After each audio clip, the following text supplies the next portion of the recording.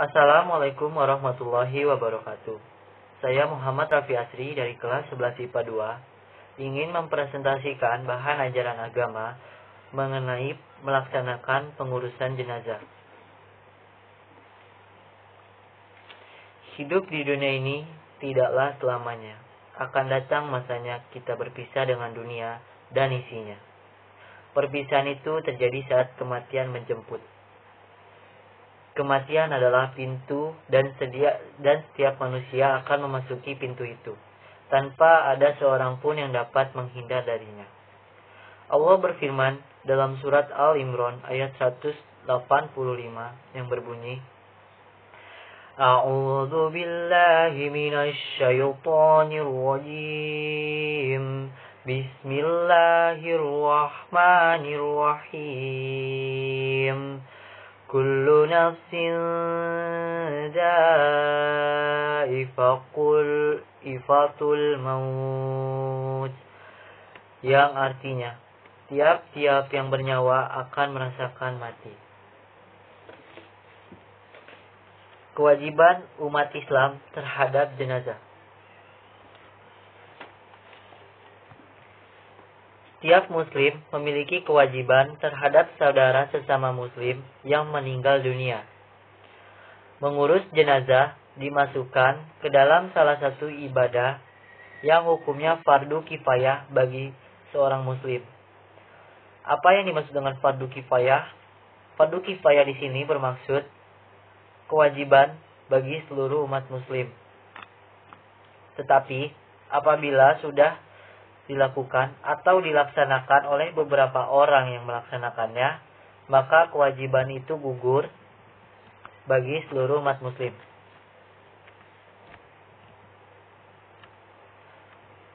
Adapun kewajiban-kewajiban muslim terhadap jenazah diantaranya: 1.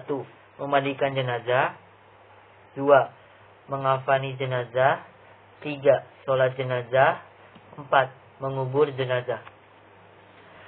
Pada presentasi kali ini, saya hanya akan menjelaskan 2 poin dari keempat poin ini saja.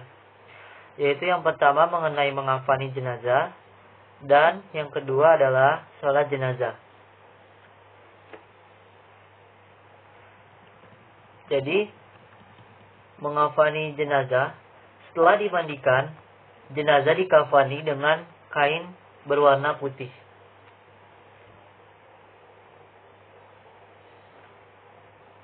Ada perbedaan mengafani jenazah berdasarkan jenis kelamin dari jenazah tersebut. Yang pertama, bagi laki-laki, sebaiknya 3 lapis kain kafan yang digunakan untuk melapisi atau menutupi tubuhnya. Sedangkan untuk perempuan, sebaiknya 5 lapis kain kafan untuk menutupi atau membungkusi tubuhnya.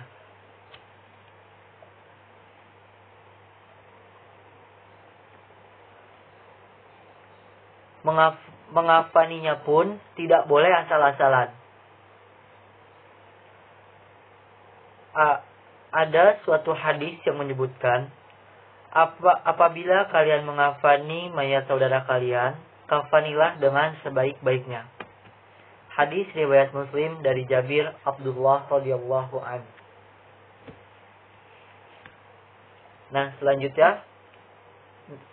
poin selanjutnya adalah menyolati jenazah. Orang yang meninggal dunia dalam keadaan Islam berhak untuk disolatkan. Sabda Rasulullah SAW, solatkanlah orang-orang yang telah mati. Hadis riwayat Ibnu Majah. Solatkanlah orang-orang yang mengucapkan La ilaha illallah. Hadis riwayat Daruqutni. Dengan demikian, jelas bahwa orang-orang yang berhak disolati adalah orang yang meninggal dunia dalam keadaan beriman kepada Allah Subhanahu wa ta'ala.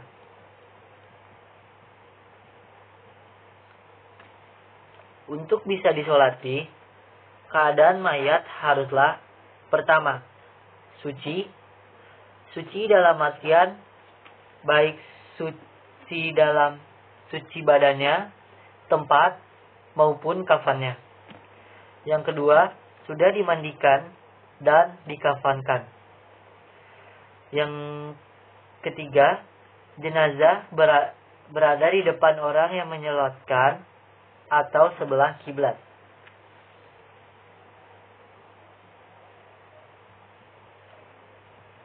Tata cara pelaksanaan sholat jenazah.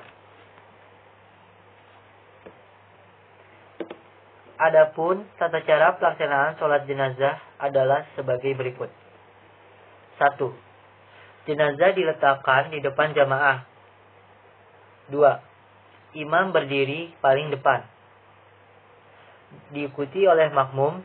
Jika yang mensolati sedikit, usahakan dibuat 3 baris atau saf.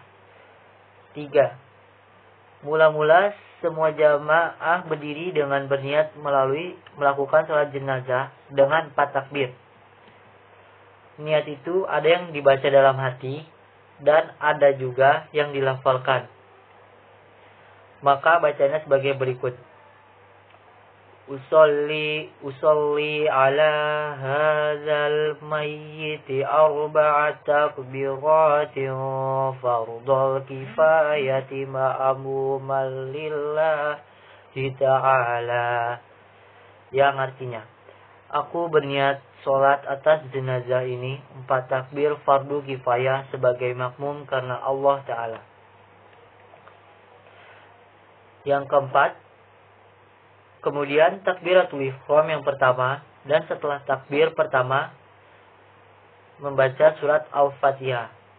Yang kelima, takbir kedua.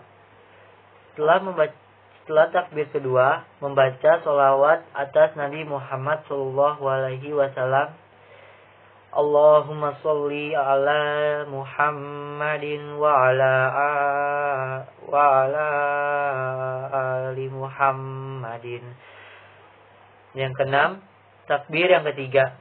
Kemudian membaca doa untuk jenazah. Bacaan doa bagi jenazah adalah sebagai berikut.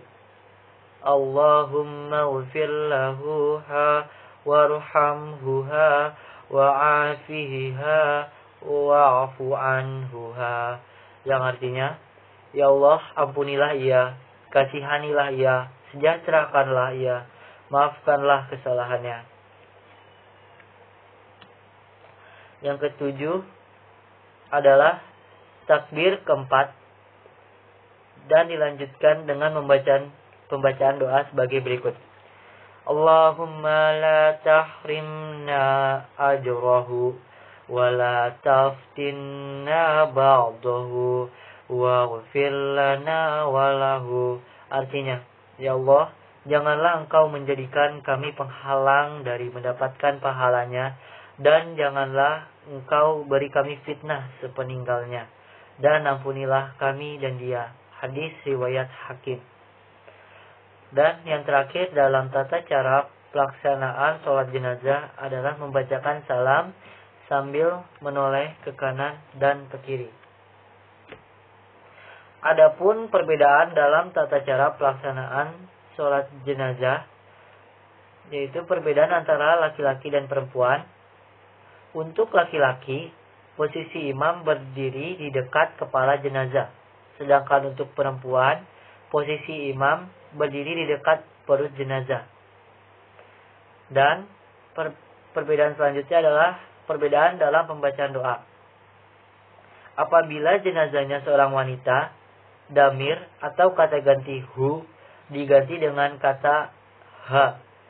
Apabila jenazahnya jenazahnya 2 orang, damir atau kata ganti hu diganti menjadi huma. Apabila jenazahnya banyak, maka damir atau kata ganti hu diganti dengan hum. Untuk laki-laki atau laki-laki tetap perempuan, dan hunna untuk perempuan.